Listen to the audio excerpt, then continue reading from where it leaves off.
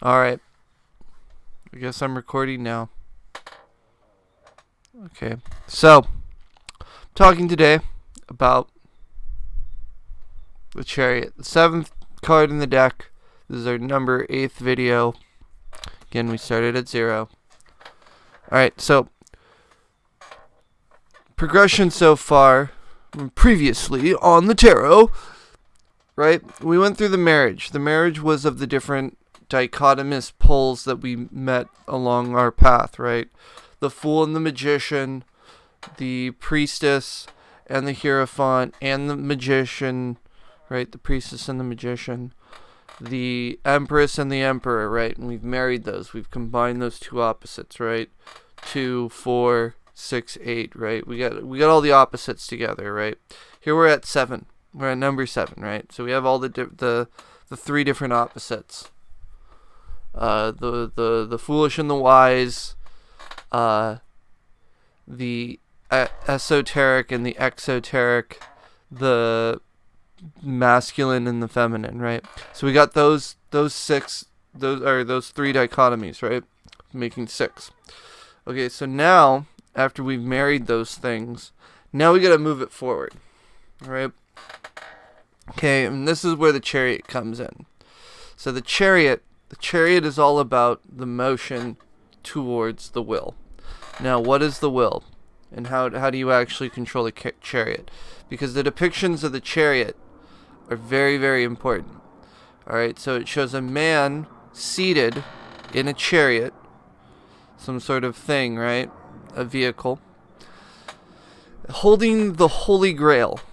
Okay, and then it being drawn forward by sphinxes, right? So the sphinxes are also known as the cherubic beasts because the cherubim, they were originally depicted as those crazy Babylonian human-faced griffins, right? Any history buff knows what I'm talking about. They're kind of crazy. Those were the actual cherubim, right? Those were their actual or as other people call them, cherubs, little baby angels. No, cherubs are weird, crazy sphinx lion things. That's what they actually are. That's what they actually always were. Okay, so the Chariot is actually borne aloft or carried by the 4 different forces of your being, represented by different sphinxes or cherubic beasts. Okay, you got the bull-headed sphinx representing materiality, the human-headed sphinx represented the intellect, the bird-headed sphinx representing the emotional, and then the lion-headed sphinx representing the will or the passion or what draws you. Okay, so again, all of these are drawings, so each one has different aspects of each other one. So they all have wings. Some have hooves, some have lion claws, some have talons, some have people's feet, right? If you're actually paying attention and you see how they're all the different swaps and dichotomizing of it, and it's great on the far left card, the Thoth card, or the Thoth deck card, because this was how it was described to Lady Frida Harris by Aleister Crowley, so she could actually paint it. And this was, she would write to him, okay, tell me what the hell this card is, and he'd be like, okay, it's like this, and she would paint it and send it off to him, and then he'd be like, aw, you got it, or, nah, this is completely wrong, do it again, and this is what she came up with. And it's really cool because you got the lion sphinx with freaking, what has it got? It's got hooves. It's got breasts of a human. What is the bullhead one? It's got lion claws. It's got like the sort of the side of an eagle or something. It's crazy, dude. It's absolutely crazy. Right? So then this is representing the 4 different forces that drag you along, and you have to, through your receptacle of divine energy, right? Your Holy Grail. This is the means by you do it. You don't have reins. You have to use the holiness, and you have to receive the holiness, the divine energy, the divine current, divine vibration, right?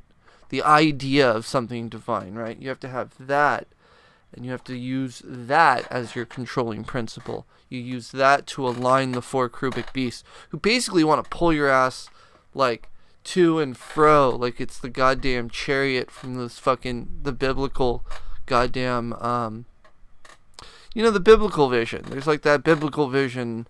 I don't think it's not Ezekiel. Ezekiel saw, maybe it was Ezekiel. It was probably Ezekiel who saw that, Someone had a vision, right? And this is basically what it's describing. It's describing the chariot, right?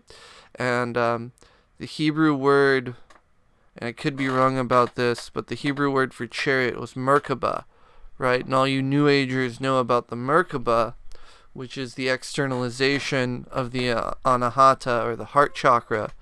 So you have your energy center at the heart chakra, and when that's actually being projected outward, it creates an energy field called the Merkabah. The Merkabah is basically a 3-dimensional Star of David, or 2 tetrahedrons put on top of each other, right? So basically it's the chariot. And so this is the big old mystery of the chariot card. It has to do with when you actually get your kundalini up to your anahata, and then when you actually can project that outward.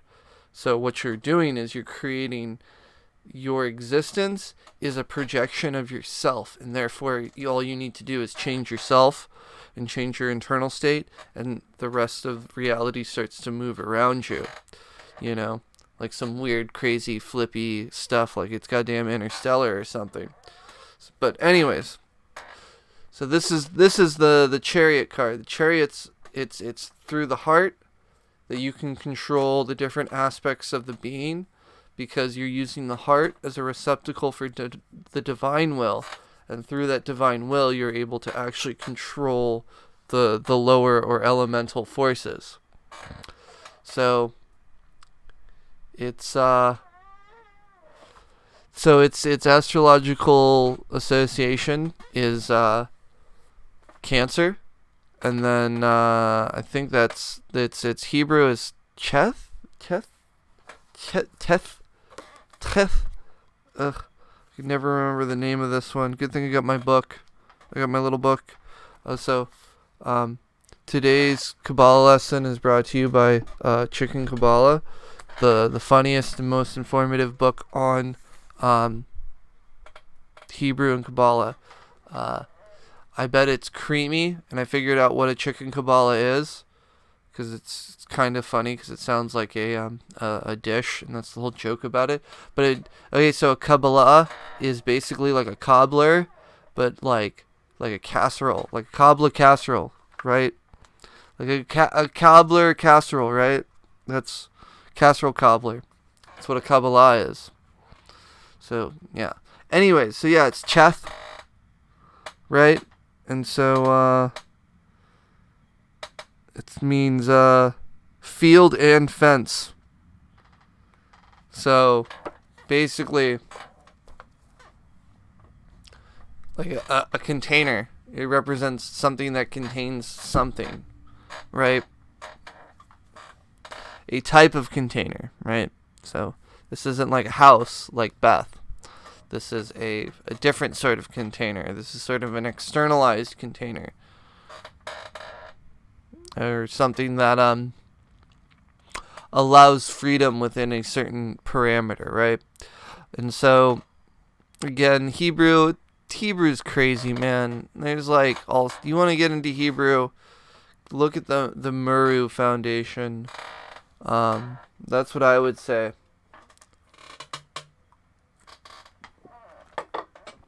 Yeah, Muru Foundation. Check them out if you want to actually learn about Hebrew, because I mean, I'm just some jackass who learns it from books. So, all right. So that's the Chariot card. So it's got a lot to do with the whole New Age Merkaba stuff. It's basically the point where you can actually move forward spiritually, through your own will, or through the ability to control the different aspects of your being. So this is what the fool learns from the charioteer. I love how the Indians say it, charita. So the fool learns from Chariot how to traverse and conquer, right? By aligning the different forces of himself that he's been introduced to by the magician, right? And then he does all these different concepts married and merged and, kind of contained together, tied back or yogaed together. And so he's able to actually start utilizing the masculine, the feminine, the foolish and the serious, the merciful and the severe, the exoteric and the esoteric. He starts to blend these two to move forward, to create a thing, to create something, to create your will. And that's the Chariot card. The Chariot's about the actual motion of your spiritualness and the soul actually, I'm wanting to say create or dominate. Let's say conquer. It's about the time your soul starts to conquer the external world. And the external world basically is yourself, and by the time you conquer yourself, the rest of the world just falls in line. Alright, so that's the Chariot, or the Chariot. Again, if you got something to add, something I missed, something you need me to hit up and to look at and to see, or something that'll completely change my mind about it, go ahead and show me. I don't care. I believe that we all of us magician people feel that we're smarter than everybody else, right? And that's my position, and I'm sticking to it. So if you liked it, please like it. Give it that little click. That's all I ask. If you didn't like it, shut your fucking mouth. Keep your ideas to yourself. No one wants to hear it. Again, subscribe if you want to subscribe. Do it if you don't. Hell, it just helps me out. And yeah, share it and leave some feedback below. Yeah. Alright. Cool. Alright. Peace. No, that's not mine. Mine was the